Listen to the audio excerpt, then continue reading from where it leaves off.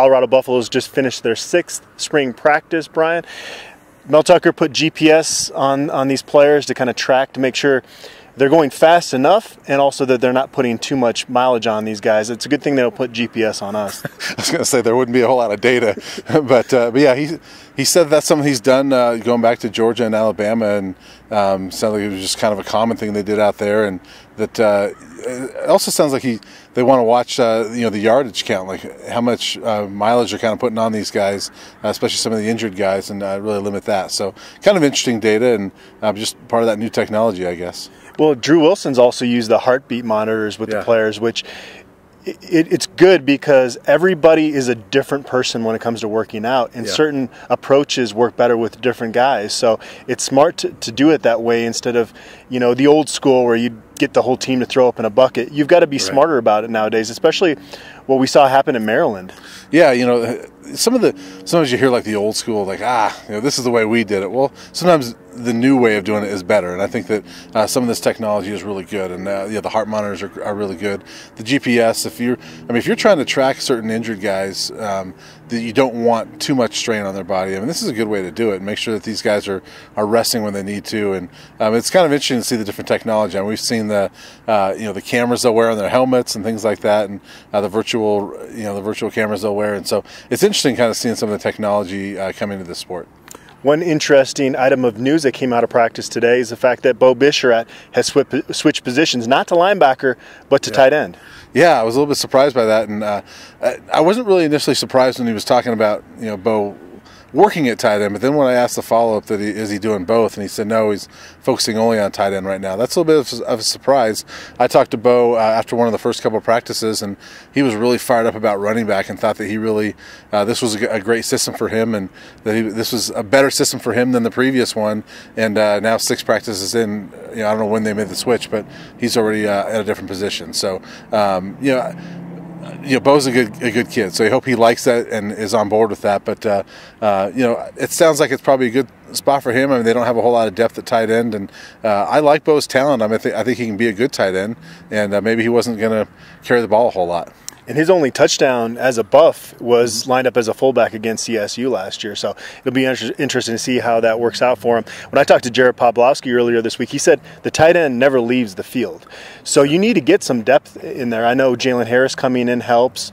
And if Jared Pawlowski works off the rust, he's going to be a guy in the mix, and Darian Jones. But Brady Russell, you still need more guys there. Yeah, and adding Beau there is a good addition. You got Legend Brumbaugh there. That I don't know how much he brings, but it's a guy with experience that he's a coach's son that has played at Maryland, and so he's got some D1 experience as far as being around D1 programs. So I don't know what he brings to the program, but yeah, they're starting to build some depth there. That's clearly a position that is going to be heavily emphasized, much more than it ever has been around here. Well, at least in a while. Not ever, but in a while. Yeah. You had a chance to talk to Nate Landman as well. What did you garner from that? It sounds like he's really stepped up as a leader this offseason. Yeah, he really has. I asked him, so far in his career, he's always had Rick Amboa and Drew Lewis around him. And I asked him, how different it is with him being the guy. And he said he really loves it, that that's a role he's really embracing and loves being the leader out there. But he also said that, because I asked him if he's bringing along guys like John Van Diest and Akil Jones, and he said, yes, but they're bringing him along as well. He said that those guys have really stepped up and know how to call the defense as well. So I think for a lot of the last couple of years we've looked at Rick being that guy, and that's what the coaches have talked about. But it sounds like they've got a few different guys there that can do that. But Nate Landman is playing great this spring, it sounds like, and really enjoying the new role. And a couple guys, Quinn Perry and Josh Allen, expected to join the mix at inside backer. So that'll be an interesting competition. Obviously, Nate Landman has locked up a spot as long as he's here. Yeah, I had to laugh, though, because he's like, well, nobody has a spot. And yeah, I know. But I'm penciling him in. I'm sure the coaches have too. Yeah. I had a chance to talk to Alex Kinney. Normally a punter wouldn't be this high on my list of priorities during spring ball, but he's got a unique story. Last year was his senior year, broke his collarbone, and good timing for him. That was the first year of that new redshirt rule where you could play in up to 4 games and still redshirt, because he got hurt week 2.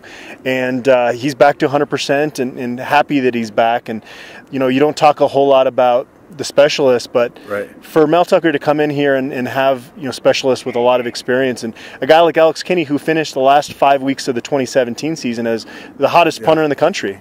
Yeah, and he punted well the last couple of weeks when he came back last year, and really a good addition. Not addition, but a good holdover from this team. A captain last year, you don't often see that from a punter, but he's a guy that you and I have talked about before. He's a different guy than he was as a freshman. I mean, just more outgoing, and it's fun to see kids a lot of times in college evolve from freshman to senior year. But he's a guy that's evolved. I think he's become a leader. I think he's a good addition. Or I keep saying addition, a good holdover from the team last year. And if he can get that form from the end of 2017, he'll be one of the best punters in the country. And I talked to him a little bit about Sam Loy, who came in as a transfer from Vanderbilt, looking at the eligibility chart and thinking, okay, I'm going to be the starter for 2 years, because he was the starter at Vanderbilt. Unfortunate for him, but he stuck around, and he'll have a chance next year to be the starter here. And Alex Kinney said that he's got an incredible ball that comes off, and it's a little unique. It actually goes up, turns over, and still keeps going. So they probably have that position locked up for next year too. Yeah, it's you wish you had Sam for another couple years after this if he's going to be that good. But the way it worked out, you can't control injuries, obviously, and I think Buff fans are happy to have Alex back and taking some online classes, he said. So it'll be interesting to see what he can do this year. A couple CU recruits were at practice today. We ran into 2019 signee Jake Wiley, as well as their first pledge for 2020, Carson Lee from Cherry Creek. A couple big guys, especially Carson Lee. He looks like he could suit up and go play Pac-12 football right now. Yeah, I was wondering if he was lining up at center while he was out here today. But yeah, both those kids look pretty big. I mean, Jake obviously has got to put a little more weight on, but he's got.